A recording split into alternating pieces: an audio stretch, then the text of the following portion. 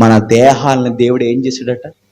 కప్పాడు. పాపం పెట్టరేయకుండా మన దేహాన్ని వస్త్రాల చేత కప్పాడట.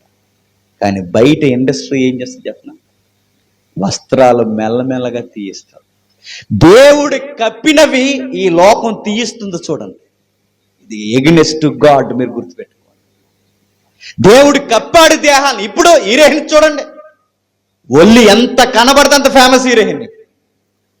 ఎంత దేహం సిరిగిపోయిన బట్టలు వేసుకుని ఎంత దేహాన్ని ఎలిబ్రేట్ చేసినంత పేసిన అంటే దేవుడి కప్పాడు, ఈ లోకం వేస్తుంది. చూడండి, సాతాను ఎత్తుగళ్ళయి దేవుడు ఏది వద్దన్నాడో అది చేస్తారు. మనం కూడా మనం వేసుకునే బట్టలు గుర్తుపెట్టుకోండి, మనం ఒంటి నిండా కప్పుకోవాలి. ఎందుకంటే అది దేవుని చిత్తం. అది ఎక్కడ దాకా వేసుకుంటాను, ఎక్కడ దాకా వేసుకుంటాను, వేసుకున్న తర్వాత ఏమవుతుందో చూసుకో.